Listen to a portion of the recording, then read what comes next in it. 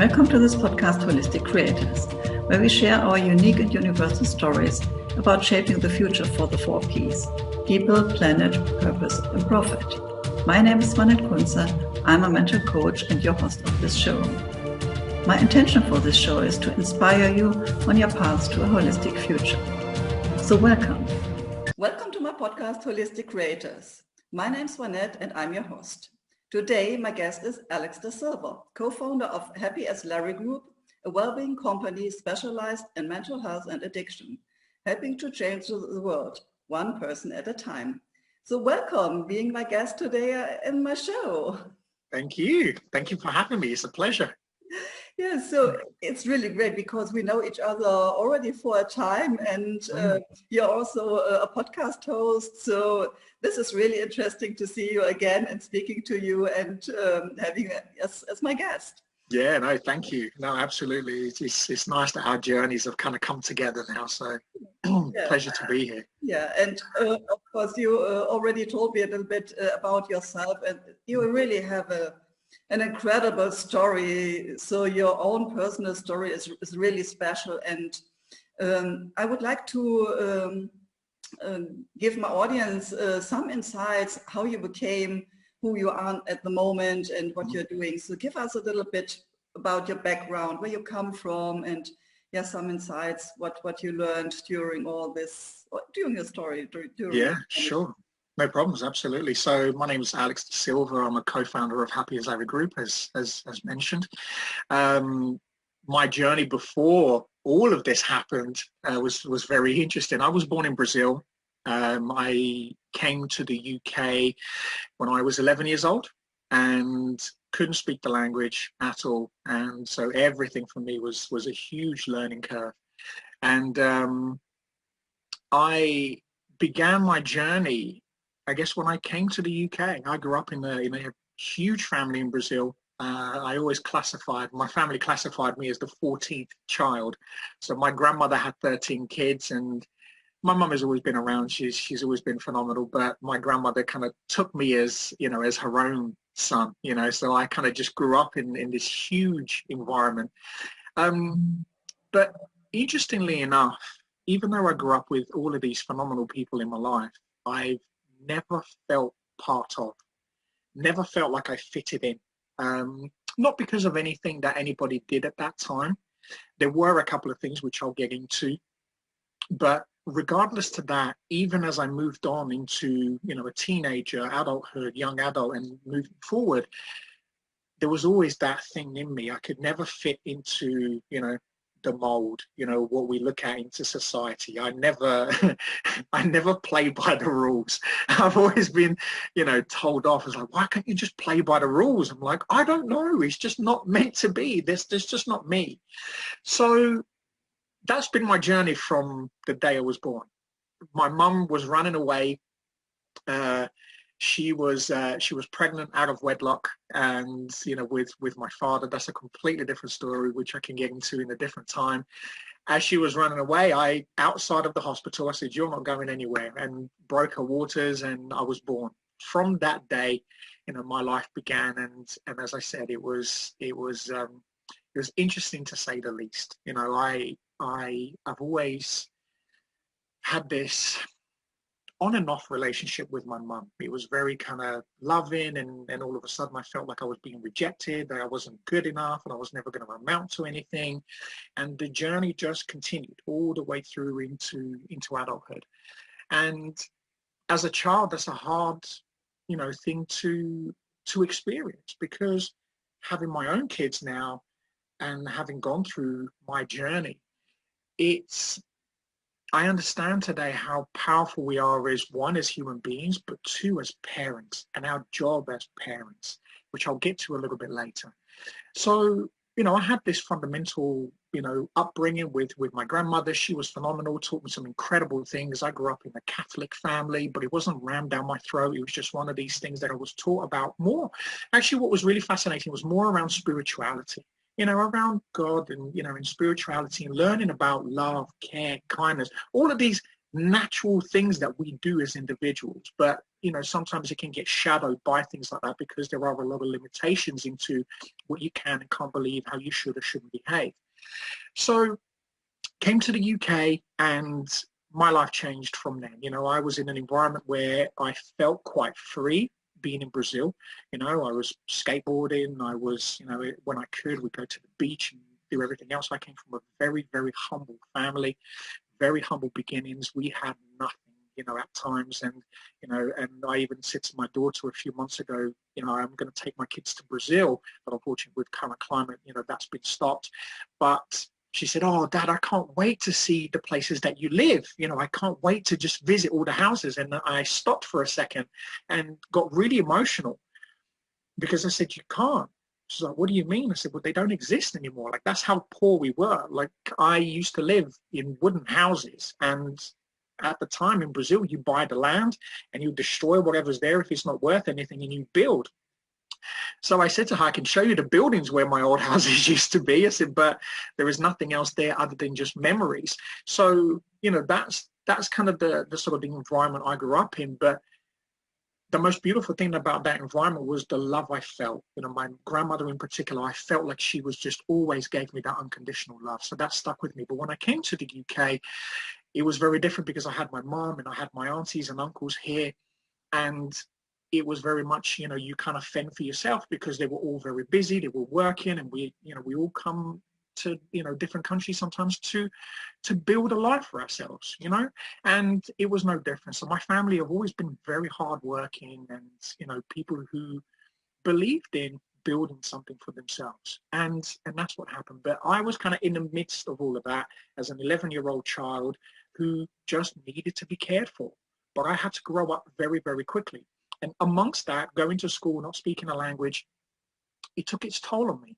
You know, I started to get bullied. I was getting, you know, beaten up at school and I was getting pushed around. And when I came home, I tried to kind of voice that and be honest and open about it. But I was always told, just shut up, you know, stiff upper lip, which is a very kind of common thing that we all receive as messages, is, you know, just don't worry about it, just get on with life, don't get into trouble, which was that thing again with me, always feeling different, is you never follow the rules, you're always getting in trouble. Even when I got beaten up, it was always my fault. Someone hit me with a ping pong bat on the back of my head and it was my fault. And so the messages that I've got is I can't do anything right. I'm always in trouble. I'm always the one that's just never good enough. And so there were times where I just didn't know what to do or where to turn or how do I express these things that are going on for me, especially the really deep-rooted stuff. And I got into, you know, now I understand my first addiction was food, you know, and I had to self-soothe. And, you know, for me, I kind of thought that was my way of self-love and looking after myself. But actually, I was just this poor little boy that just wanted to be loved, just wanted to be heard, and just wanted to be listened to. And this happens not only to us in childhood, it happens to us in adulthood as well. We go into our adulthood experiencing the same things. We're bringing these little, you know, our inner child with us on this journey because it's never dealt with. So that was what was happening to me. So where I had no way to escape or to voice my issues, I started to numb them. So I became, you know, I started numbing myself through food. And as I got a little bit older, I became a little bit more promiscuous and started to get, you know, in my kind of teenage years, I started to engage in relationships with girls. And on top of that, then I started drinking and, you know, and then that's kind of teenage years. And that got no different. You know, the pain just grew more and more and more. The rejection from family, friends, relationships, society, and that pain just continuously just kept growing and growing and growing. Why? Because I understand this now, but didn't then, and many of us still don't, is that we keep living the same experiences, we keep experiencing the same lessons until we learn to deal with them, until we actually pull this out of Pandora's box and deal with the issues. Until then, you're going to keep living the same life because we're energy beings. And if we're experiencing a certain energy, we're carrying something in our mind, our body, our spirit. Then we carry this through life. And every single person that I came across through that time, and this is just teenage, I just kept experiencing the same thing over and over again. And I tried to find relationships that would solve my relationship problem. So the relationship problem I had with my mum at the beginning, and it was the same thing. Long-term after relationship, one after the other, and I was being promiscuous even in those relationships as well.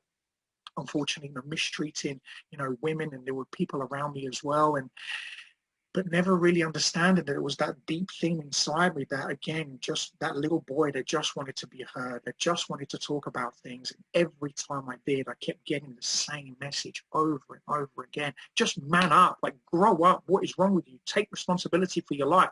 The typical thing, especially amongst men, this is what we tell each other. Don't get vulnerable. Don't tell each other how you feel. God forbid you cry or do anything in front of another man, because you get called all sorts of names and you get belittled and made to feel even worse, especially when you go to a bar or the pub or whatever it may be, whether you're playing sports. That just doesn't happen. But funnily enough, isn't it, that the suicide rate today amongst men is the highest it's ever been, and obviously women exactly the same, but teenage boys as well, so as a collective, this is something that has to change. And I didn't understand this. I had to go through that journey. And, me being promiscuous, I had a son at 17 and he's now 23. Thankfully, he's at uni, doing phenomenally well. But again, when I never forget the day I had to announce that to my family, and I remember somebody very close to me who I looked up to as a father, because I never had my father around, so I always looked for a man to kind of guide me and nurture me and mentor me through life, because we all need that.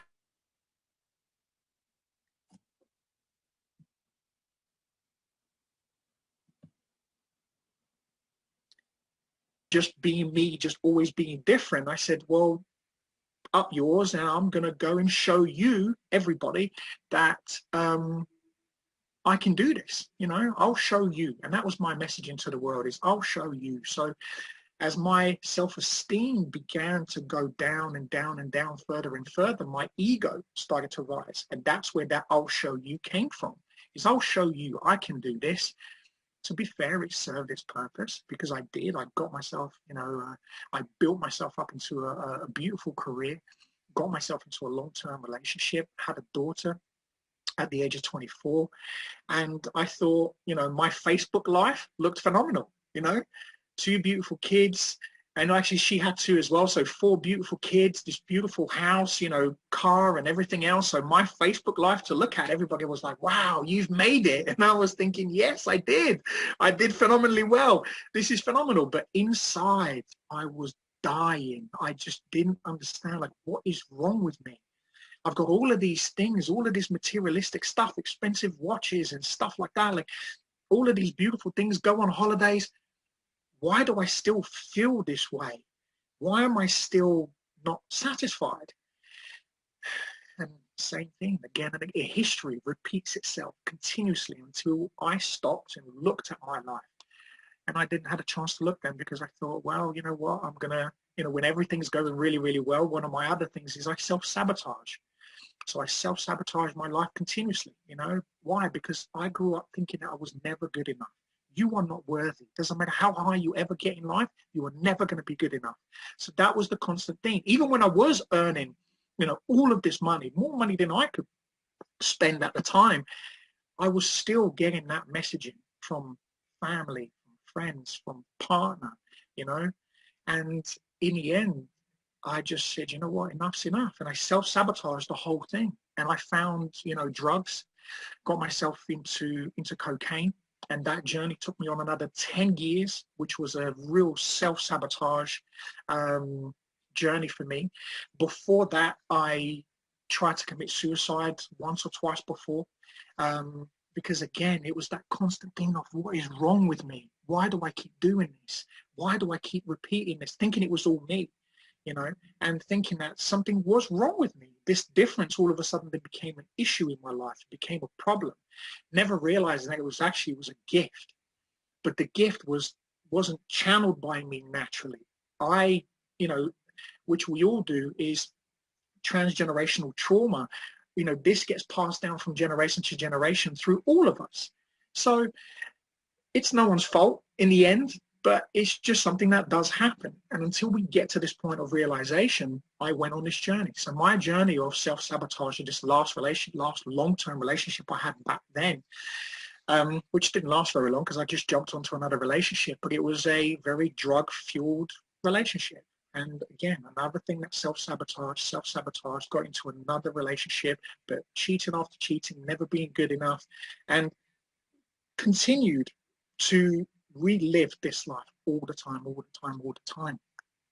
And it got to the point for me where another failed relationship, so I jumped to another one, and my drug problems just got worse and worse and worse. You know, I was using pretty much daily, being someone who almost, I almost got to the point of, I love mixed martial arts, and got to semi-professional, was going to go professional, but my drug taking, unfortunately, got the best out of me.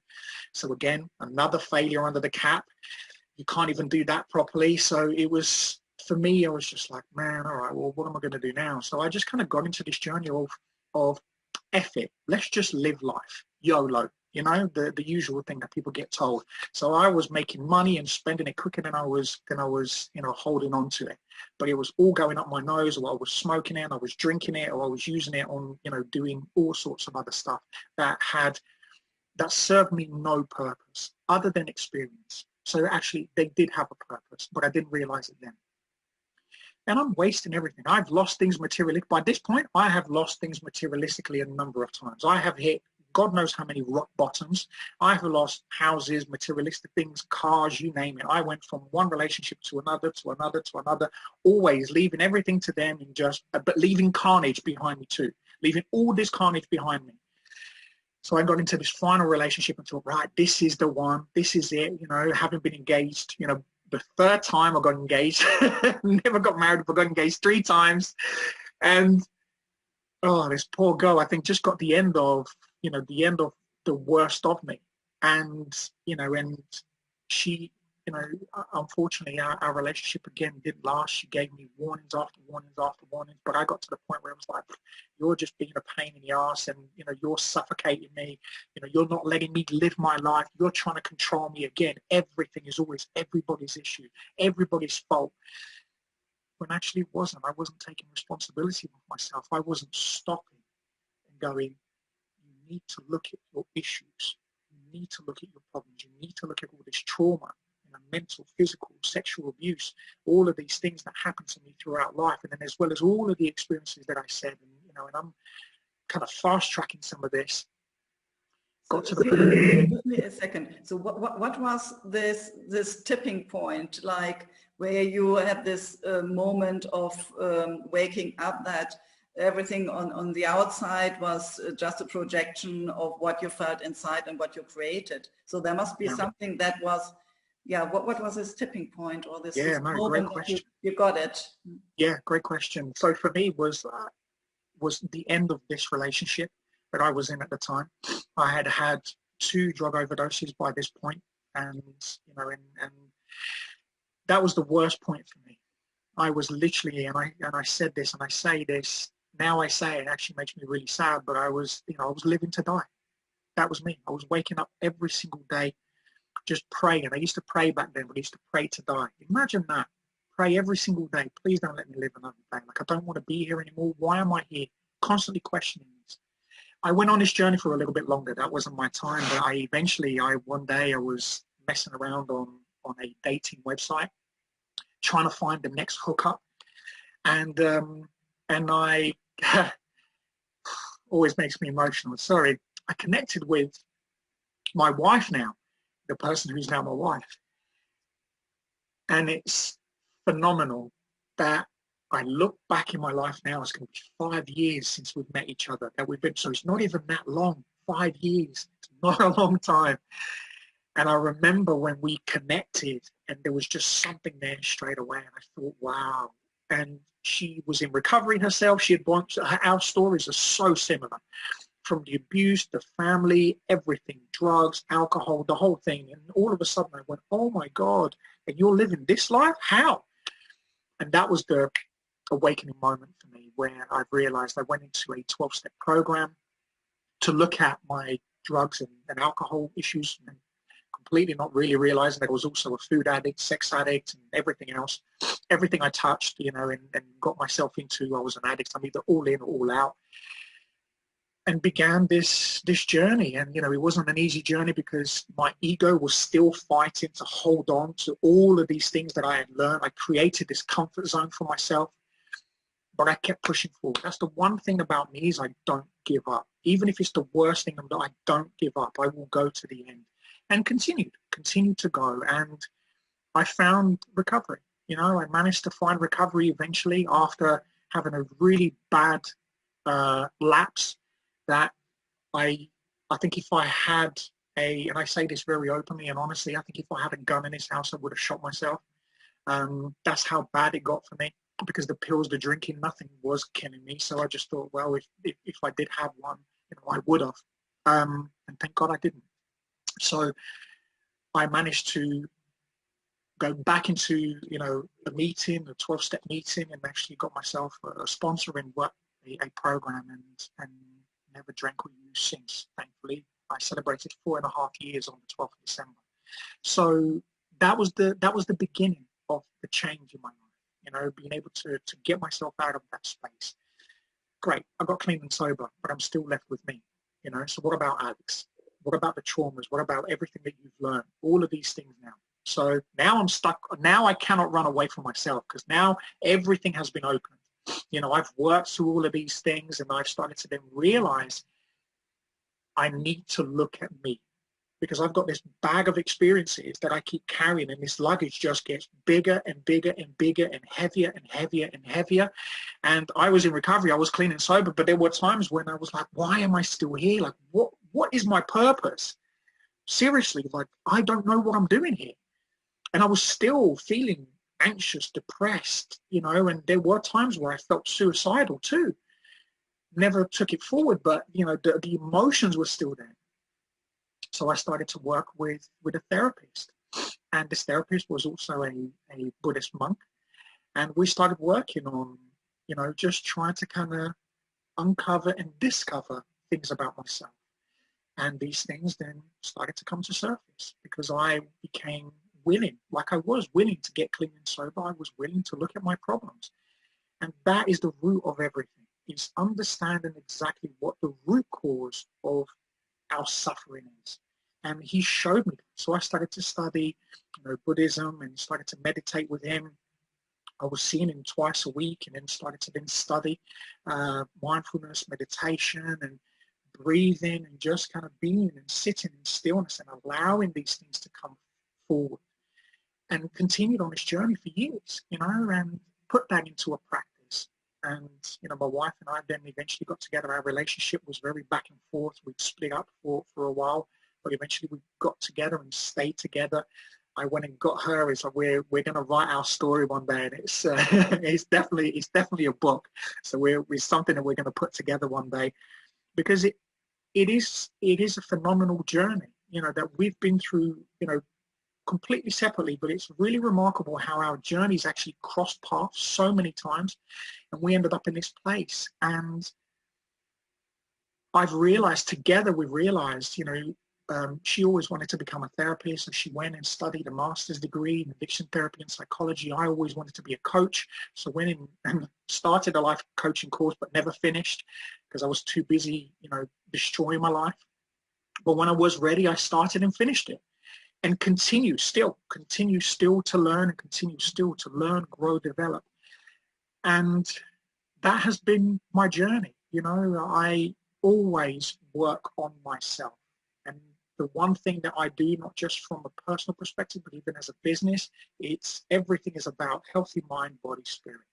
And it's about connecting the two, understanding, why do I suffer every day? What is going on with me? There is nothing wrong with me. There's nothing wrong with you. There's nothing wrong with you if you're watching or listening. We're going through these journeys of experiences. We're here now. I've been shown so many phenomenal things, which I'm sure we'll talk about. You know, as I continued on this journey, my meditation just got stronger and stronger, and I started to let go of this ego and started to build my self-esteem, my self-love, my self-care. I say it as a man, like I love myself more than anything in the world. I love my life. Like I say this every single morning because I do. Even when I suffer, yesterday I felt awful because I'm going through this journey of currently of letting go of everything that doesn't serve me. But it's painful. It's not easy. And this is the reason why a lot of people don't do it. This is the reason why we choose to numb with drink, with alcohol, with food, sex, and just running away from our problems. And these things are things that we go through life. And then we get to the end of our lifetime and we get shown how we could have been, what we could have lived. And then we go, oh my God, the number one regret of the dying is I wish I could have lived a life by, my own expectations instead of living for others. I'm kind of paraphrasing this, but it came from a very famous book. And it's so true, isn't it, that we live our lives based on everybody else's expectations, always trying to make everybody else happy, when actually the number one source of happiness, of unconditional love, comes from me, comes from you, comes from us as individuals. Everything we have externally is a bonus. Yeah, and definitely. So as long as you are not in connection to yourself, your essence, who you really are, this means that you don't have an idea how you can live your own life. So you need to uncover what you truly are. And this is often, as you already told, behind layers and layers and layers of addiction and feeling not self-worthy, having traumas. And as soon as you open this baggage, this all will come out. And yeah, you have to be very brave to also handle all that, because now it's on the surface, and you have to look at it and see, okay, so this has been my life, this is how I behaved, and now, okay, I want to change my life, and I need to release all these old traumas. I need to release all these trapped emotions and blocking beliefs I do have. And then when I get rid of all this, I would say garbage, also there's been a lot of good experiences, otherwise you wouldn't have been at the place where you're now. Yeah. To get rid of one layer and another one and another one, and going deeper and deeper and deeper to understand who you truly are. And then if you are at this point, of course, perhaps this will never end, because we all have a lot of experiences. And okay, so even me, I sometimes think, okay, I've been in this topic before, so why is this showing up? But as I see, it's a kind of spiral. So it is, I'm going deeper and deeper into the stuff and understanding more about what is really going on. So yeah, your journey is really incredible, and I'm so thankful that you found this moment to wake up and start working on yourself and clearing all what has been pushed down by alcohol and drugs and sex and whatever it was that you used for not feeling anything, and we are setting yourself down. And so now, this your own journey is also what, of course, you can what you're bringing out into the world, because it is not like reading a book and then telling people, oh, I've learned something, but it has been all your own experiences, and you totally understand how your clients feel because you have been there. So absolutely. And one of the things that we always laugh is, we are our own guinea pigs. So everything that we teach as a company, we go through this stuff. So, which is the reason why our success rate is so high too when we're working with clients, is because one of the things that we've realized is, yes, we are uniquely beautiful and perfect, but we are still human beings. And human beings, our makeup is exactly the same when it comes down to our emotions and how we think and what we do. We all experience exactly the same thing. So it doesn't matter whether you're a man or a woman. This is one of the things that I've realized when I work with men as well, is, oh, why can women, do this so much better than men? It's like, it's only because of our messaging. It's not because they're special when we're not. We both are. It's just that society has told us that we have to be hard as nails and women have to be soft and gentle, and when actually no, women can be hard and tough as well. And actually the women I grew up around, my wife, my grandmother, my mom, and some of the other women that I've met through my life, they're great women, they're powerful women, and including the men, so I think it's the messaging that needs to change. It's this messaging of, this is who you are and this is what you should do, and says who? I always say this to people, who makes up this stuff? Only the people that want to keep you under control and don't want you to see what it feels like when you do start to raise your vibrations, when you do start to realize what your gifts really are.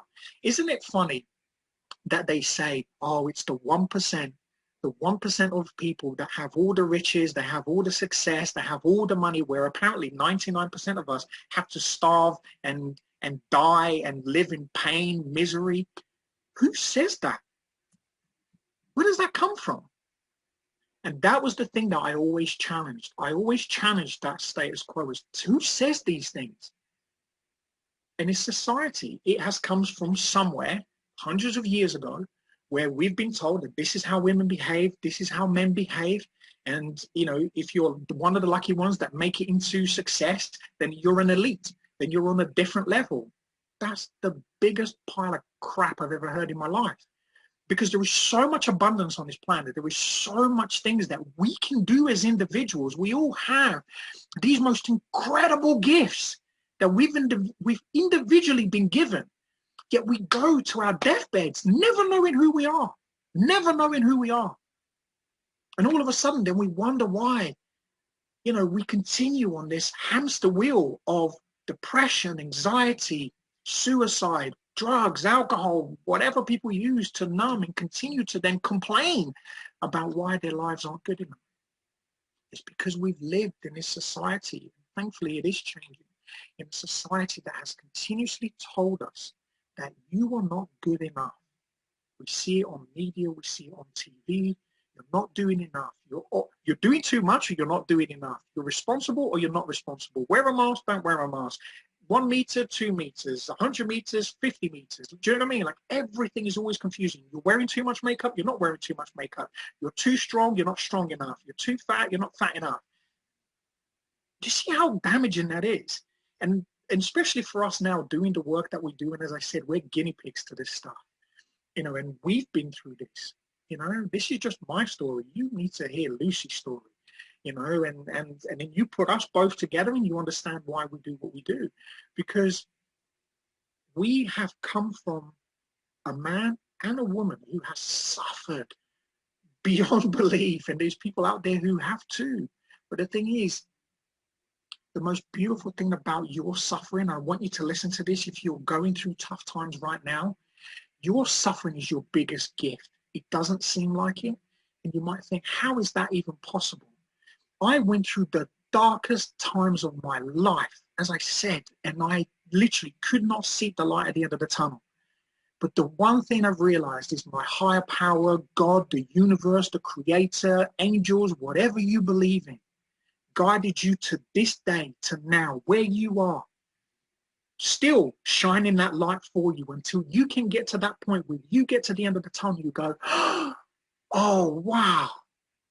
You only get shown emotions, experiences, traumas. The reason these things come up within us is because we're ready to look at them. A lot of the times the reason we don't is because of fear. And it's fear of what? Fear of going through pain, fear of, oh, what if this kills me? No one's ever died from their emotions. What if, what if I can't get through it? Well, if you don't try, you're not going to know. And, and a lot of the times the word fear is the one thing that keeps your ego alive. It's the one thing that feeds that ego, that dark energy that keeps you going. He's talking crap. Don't listen to him. Don't listen to her. Look, you feel fine now. Come on, let's go. Call Sally. Let's go for a drink. Or call Dom. Come on, let's go and get smashed. Go for a drink. Let your hair down. Put some makeup on. Go and pull a man. Go and get a woman. These are temporary fixes to a solution that's never going to leave. You're just adding more and more painful experiences to that bag. And until you get to the point where you let go, you're going to keep experiencing the same things over and over again. How do you do it? You have to ask for help. That's one of the biggest things I had to learn from me. I learned to always fend for me. That served me. It served me a lot, but it temporarily served me. It limited me. But I started to understand and realize the more and more I asked for help, my ego, my pride started to come down. All of a sudden, my self-esteem, my self-love, self-care, my happiness started to rise. And I started to all of a sudden think, oh, wow, actually people do care. Oh, wow, there are people around me who are willing to help me, who are willing to go the extra mile when I needed to, who are there when I'm still feeling like I don't understand still what's kind of going on for me. And that's the most beautiful thing about those words, asking for help, please help me, is that that's the one thing that I did that changed my life and continues to change my life. As we're growing, as I'm growing as an individual, and as we're growing as a business, the one thing I still continuously do, please help me, because I don't know everything. What I see that especially men are really afraid of asking for help because, yeah, as in our culture, what you already said, men are the ones that are strong, and they have to go through their life, and now showing up vulnerable and telling people, okay, I really can't make it by my own, and I really need someone to give me a hand for a while and help me out of this fucking situation. And this what I see sometimes for women, it is more easy to say, okay, I can't get out of this by my own. I really need someone for a moment, and this can be a friend talking to them, but also a professional coach or therapist. But for men, I think this is more like having, being a bigger obstacle asking for help. How do you see that? Yeah, 100%. I work with, with men. I've got a number of clients who I've worked with previously. I'll give you an example of somebody who I worked with, who's a wonderful friend, actually. And now he came to me because we met each other in the recovery space. And he went off and he just couldn't get it. And he carried on. Very successful individual, and was doing extremely well for himself, had a security business and was doing, is still doing phenomenally well. So externally, his life looked, again, phenomenal. Had this successful business, home, everything else, everything looked amazing. But internally, this guy was dying. He was dying inside. He couldn't stop drinking. He couldn't stop using. And he, again, started feeling suicidal and was just like, I don't know what to do with my life. Can you help me? He realized that, my wife and I started building this company, and we had this program that we created, and we were working through this program. And I said to him, look, I'm building this program. If you're willing to, to come through it with me, we've got it up to this point, and I'd love for you to, I think this will be really beneficial for you. Because he came to me and he asked for help. So I said, actually, as we're talking, I think this will really benefit you. So we started working through this program together. And I remember saying to him, one of the things that I always ask people to do and get into a daily practice of is meditation, practicing mindfulness, practicing meditation. And he's like, I can't sit for longer than 3 minutes, And I spoke to him, why? And again, everybody's excuse is, oh, I can't shut my head off. You're never going to shut your head off. It quietens down as you start to focus and practice. But as you do anything for the first time, you're never going to get it right. But again, it's that fear of failure. It's that constant messaging. So I got into it and I said, well, let's test it out, shall we? I said, come on, let me see if I can help you with this. And it was one of the most beautiful moments I have ever experienced with a client. This guy was broken. Again, really successful, and we sat in the living room and, we worked together through a few things. And I said, all right, well, let's do this meditation. I kid you not, he started shaking. He got so nervous. I thought he was going to have a panic attack, before we started doing this. And we sat down and I just said, just follow me. That's all I want you to do. Just follow me. And I got him to sit down, close your eyes, and just follow me. And I guided him through just a very simple breath exercise.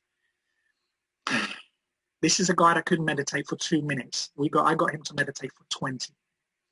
So when he opened his eyes and he said, so how long was that? And I went, 20 minutes. And I get emotional for him every time I think about it, because his face just lit me up, because I thought, wow, this is so powerful. He just burst into tears. And he said, oh my God, I've never felt so peaceful in my life. I was like, and I got it. I got it because I never experienced that in my life.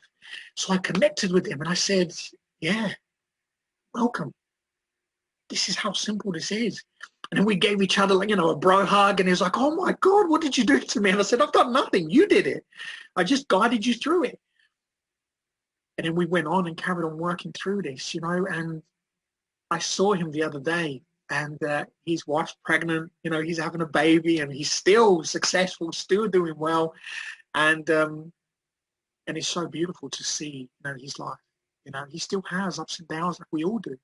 But the one thing that he learned from this, and I've learned from this, is that continuation of working through things and being kind and gentle to yourself. We're in a society where everything is now, quick fix. 30-day challenge, 60 days, 90 days, you do these things for that time, and then you go back to living to your crap life. Because there is no messaging of this is continuous. This is what we're here for. And this is what we always try to teach. And yeah, and it's, I've seen this a lot with men, that I worked with, that once we get to that point where we can destroy that message and that ego, it's so incredible to see an individual man change, not only him as an individual from mind, body, spirit, but externally, relationships with family, friends, kids, work. This guy left the company that he was with. He was co-owned a company with somebody else, and he went, I've been wanting to leave for years. And I coached him through that, through the program and everything he was doing. And I said, okay, so what do you want to do? He went, there's nothing more than I want them to just leave. I just want to set this up on my own because I know I can do it better. I went, okay, so what do you want to do? And he went, I'm going to do it. And he just did it. And when I saw him, he's like, dude, honestly, thank you. And I was like, I did nothing. I just guided you through this. You asked me for help. I showed you. Yeah. It's just like that. Like, that's how powerful it is on just something simple as just asking somebody for help. And this is why when I work with people, I do something like this, I always say, screw your pride, screw your ego. That stuff is only going to keep you where you are right now. As soon as you do something as simple as that and say, show me how, and then I can show you how to do this, you can then, this is the most beautiful thing about it, you can then show other people as well, because this grows. And it's about paying things forward. It's about learning, growing, developing all the time. And this is where we build a society that's not driven by fear, control, ego, manipulation. We then build a society, communities of love, care, compassion, non-judgment, where we truly care about each other. And that's where people then genuinely flourish in every aspect. That's when we start to uncover and discover how limitless we are, our true potential. I've seen people's gifts come out of them. We worked with a friend and a client last week, and we took her through a breathwork meditation for an hour. And all of a sudden, she just burst into tears at the end. And she came round after, and she went, why was I crying? And we were like, are you okay? She's like, oh my God, it was just this natural release. I said, yeah, welcome. Your body needs to release everything. Like, all of these things that we carry, they're poison to the body. You start to release that within, this is an hour working with her. She turned around and she went, you know what? I've always wanted to do this. And we had a bit of a discussion. My wife and I sat with her. And again, it just ignites that dream. It ignites the one thing that you want the most. And that's the one thing that will pay forward for you in your life. Yeah, so amazing. If you change one person and you see the system, it's like a mobile.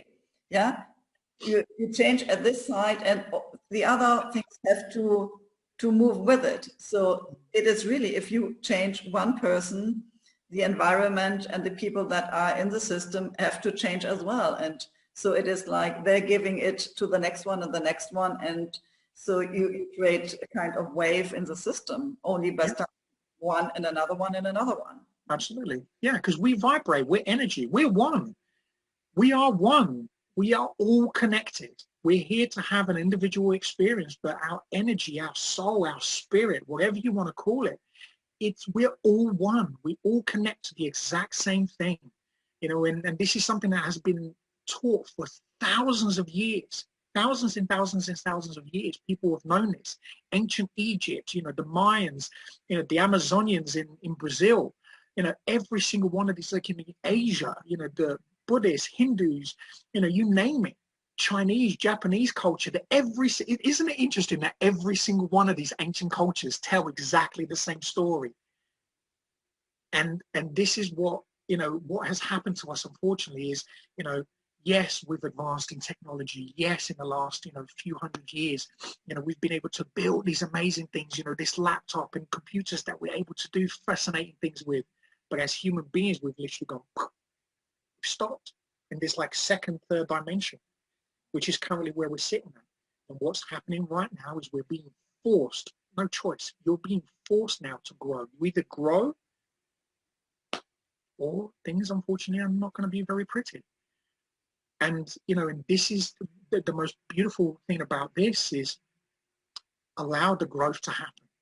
Because when you do, this is when the magic really starts to happen, you know, and this is kind of the journey that we're all currently going through. We're all experiencing this. Nobody is on their own.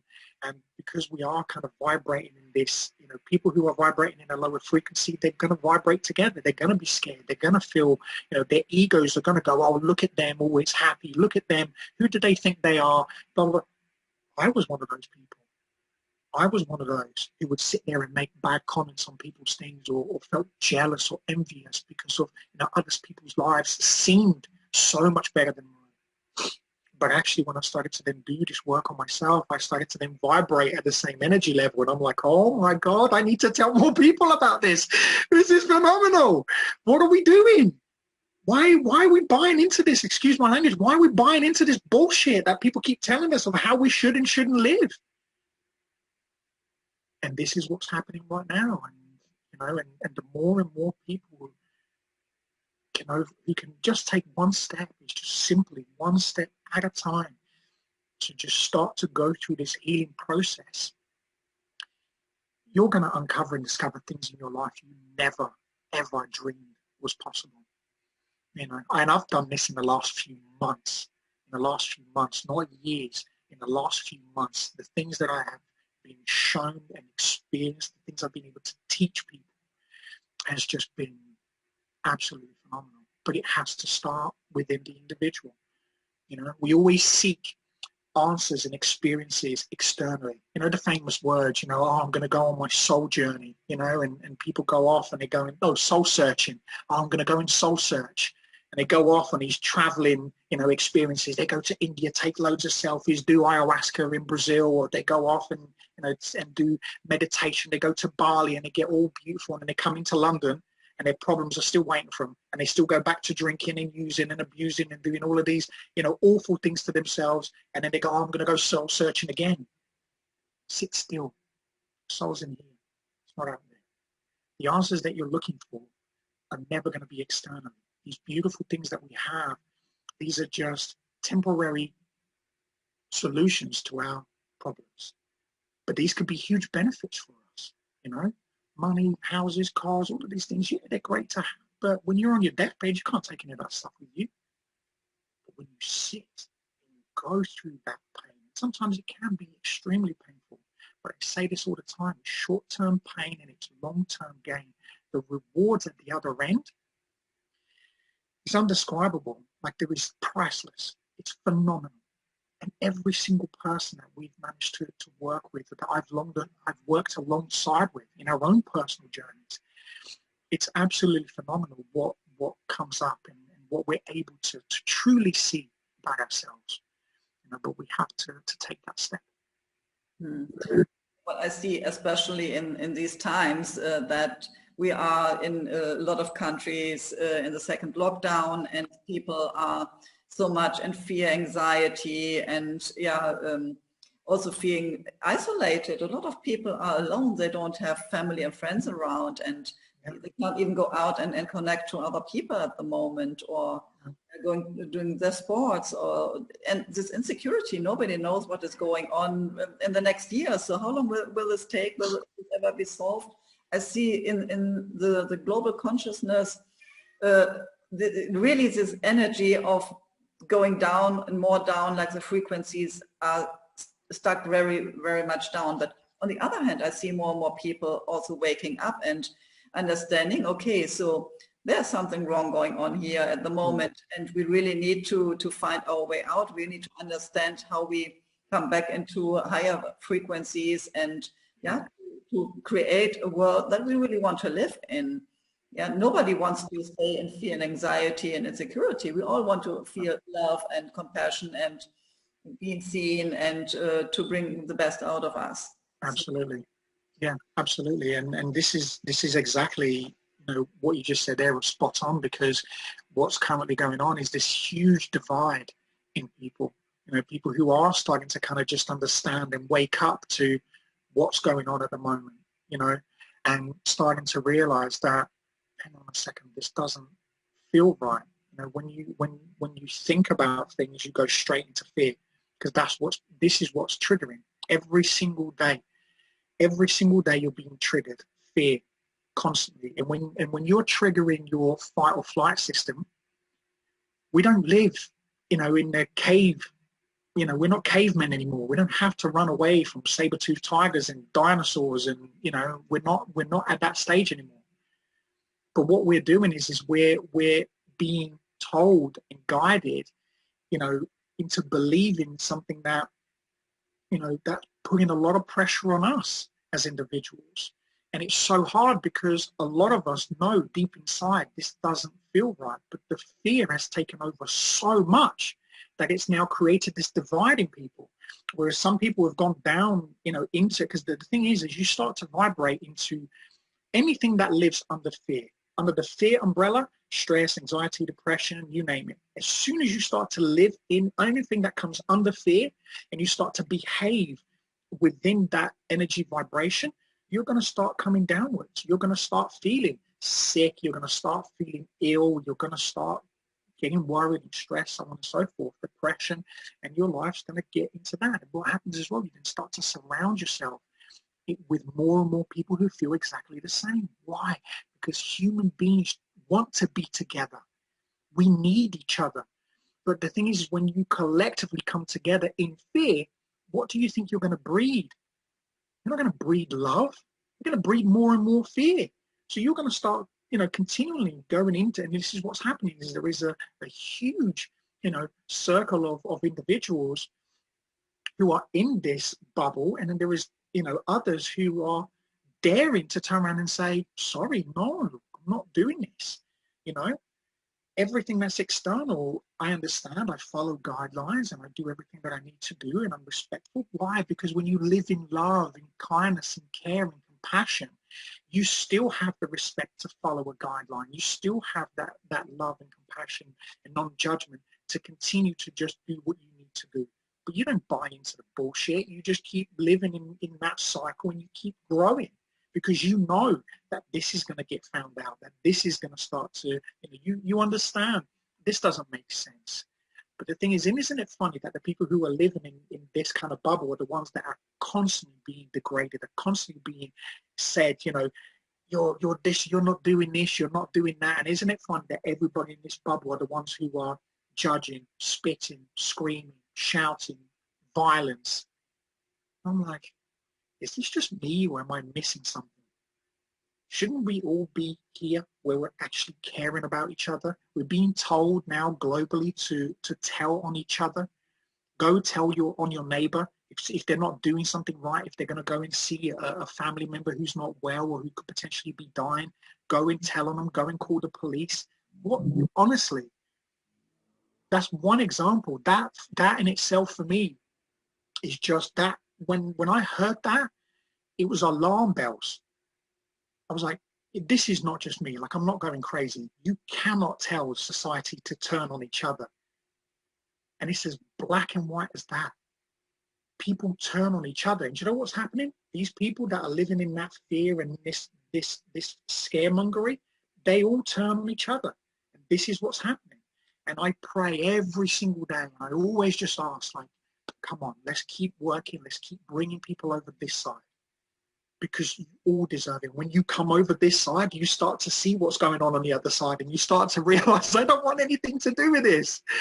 And you start to shine, because that's what we all want in life. We just want to be loved. Like that little boy that I described, I just wanted to be loved. I just wanted to be hugged. That's the umbrella, unconditional love. And when we live under that, that's when we shine. That's when everything is brighter. That's when you smile more. That's when I smile more. That's when I have color on my face. And that's when I love life. And that's what's going on at the moment is there is that divide. But what I'm so grateful for is that the people who are living in love and care and kindness, we're just trying to bring more and more people over to this side, you know, and that's what we need. You know, we need more and more people to just take that one step. Yeah. So how can we help people that are now interested to higher their vibration and to step out of this fear and anxiety and perhaps addiction and all that, what they are in this bubble at the moment, and they feel, okay, I really need to change that, but I have no clue how I can start. And so how would you help them? Yeah, sure. So, you know, I'll speak about us, but of course, you know, I'll promote the world with this too. You know, there is so much abundance out there, and there are so many people doing phenomenal work. You know, but what we do is we're a well-being company. You know, we specialize in emotional intelligence, mental health, and addiction. So we work with people to go in and pull out those emotional blockages and work with people's mental health and addiction problems. And we do this from, a coaching perspective, therapeutic. And as I said, we have our, we do breath work, we do meditation, mindfulness, and we have programs that we've created. We have healing programs. We have our Stages to Fulfillment program, which is our flagship program. It's a very intensive program, but it's hugely rewarding. And every single client that we've worked with, has, I think, 9 out of 10 clients that we work with, their lives completely change, and that for us is phenomenal. I hate stats. I don't care about stuff like that, but because the people that come to us, the number one thing I say to people, and I kid you not when I say this, I turn people away, because I say this to people straight away: do not come through the door or online. Don't give me your money. I don't want it. If you expect this to be a 30-day challenge, 60-day, or you expect me to change you, I'm going to show you how to do this, but you are going to change you. I'm going to show you every single guinea pig. I'm going to show you every single thing that myself, my wife, and the people that we work with have done to get to the point where we are, where you can live the absolute best version of yourself. If you're willing to do that, let's go. If you're looking for somebody to chuck you pills and other short-term solutions, this is not for you. You're not at that place yet. And I'm very honest, because I'm not, we're not a business where, we want to take people's money, let's get rich quick. We're here for the long term. We are here to change people's lives. So, our programs, that's exactly what they're designed to do, but they are not easy. They are for people who are at that point where they're like, okay, I really need this. I really need to do this. I have nothing left in the tank. That's where I was. I have zero. Actually, I was in debt with my own tank. I was so depleted in everything, mind, body, spirit, that I literally begged for help. And I said, I need to do something about this. But there are phenomenal coaches and therapists. If you can't afford to go onto a program, then there are other ways too. I did it. I couldn't afford to go onto a program and had to pay, X amount of money for a program. And so I started with therapists, you know, and as my life started to work better, I see a therapist now, and I'm still, you know, I'm living my best life, but I still have stuff that comes up. And you said this before about that spiral, you know, it's like peeling the onion, isn't it? You know, but the more and more I do this, the more and more freedom I have. So go find a therapist, go find a coach. If you want to work with us, then we are more than happy to help you. You know, we have coaches and therapists that, you know, that we can refer. If you want to work with Lucy and I, you can. Our programs are going to be launched next year. We've moved everything online because of currently what's going on at the moment. So which is phenomenal, because it's huge access to more people. One of the things that we've predicted is the pandemic after the pandemic. You know, we work in this industry. We've been doing this for years, personal experience and professional. And my biggest worry every single day is not what's going on at the moment with this, you know, virus that has a survival rate of 99.996%. It's afterwards. It's when people are left with God knows what in their bodies, with, you know, the backlash of what they've had to continuously inhale into their bodies, you know, the traumas, because we don't know how long this is going to go for. Imagine, look back at this. This is a year's worth of currently what's going on. Look at what it's done to the world already. The longer and longer this carries on, people seem to think, oh, you know, once this is over, we'll all go back to normal.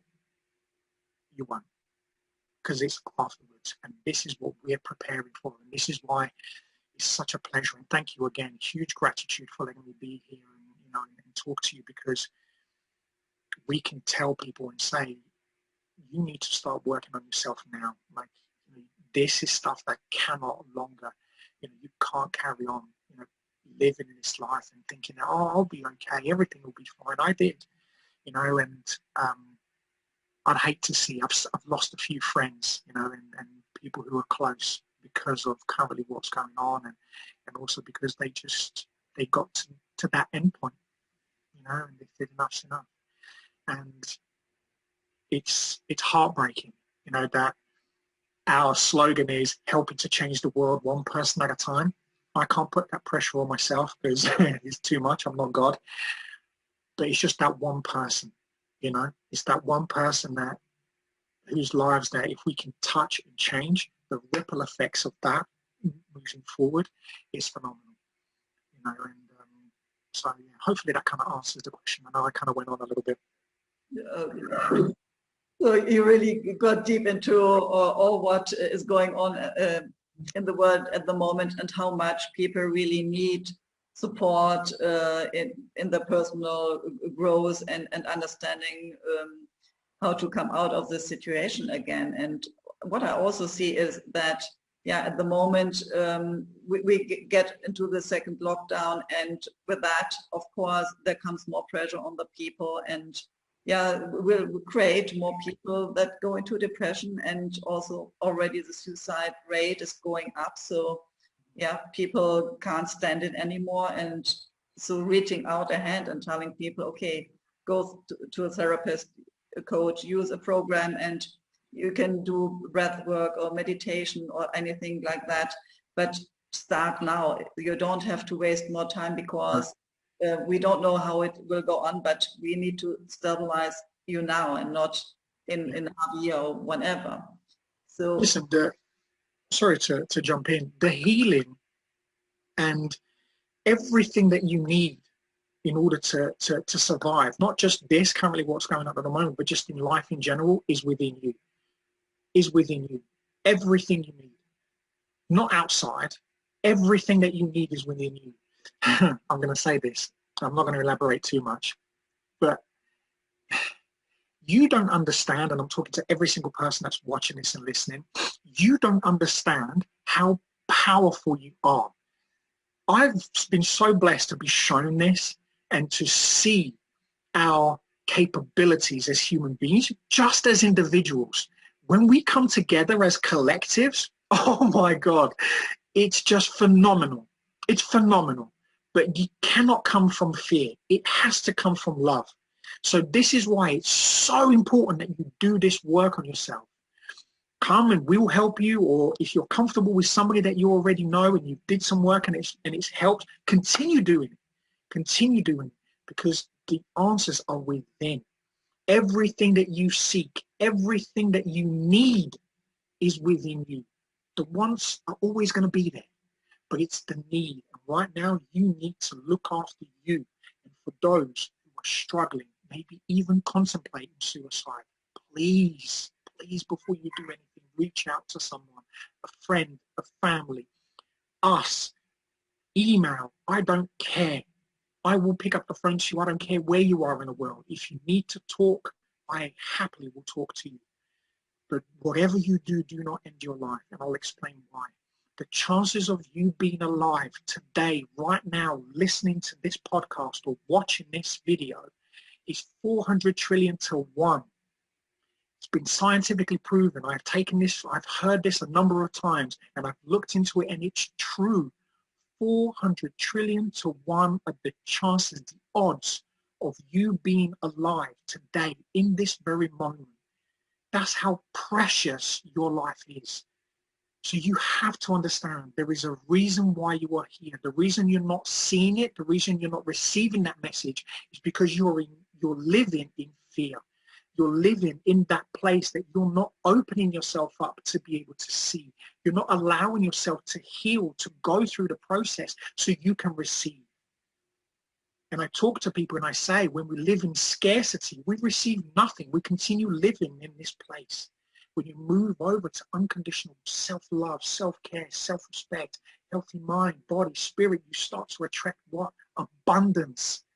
We're living in a world that keeps telling us that we're not good enough and we live in scarcity. There is 7 billion of us. Have you seen how big the world is? Another thing that was scientifically tested and proven, every single human being is, we can have like 6 acres of land on this planet. Yet we all get told, oh, there is not enough food to go around. There is not enough of this. There is not enough of that. There are too many people on this planet. Says who? Or some geek who knows nothing about science all of a sudden has become the most, I'm not going to name him just in case, but I think most people know who I'm talking about, all of a sudden saying that we need to lower our population levels. Are you insane? Again, like another thing, if I was to say this on TV and saying that we have to literally lower our life expectations, we have to bring down the amount of people that are on this planet, they will throw me in jail for the rest of my life. Difference between living in scarcity and listening to these things, and when you live in love and unconditional love for yourself, and then you start to see and realize I am worth it. Every single day I'm worthy. Every single day, show me what I'm capable of. Show me what I'm here to do. Yeah, this is so powerful words. So if people really want to reach out to you, how can they find you? Can you give us some information about that? Yes, of course. You can go onto our website, which is www.happyaslarrygroup.com.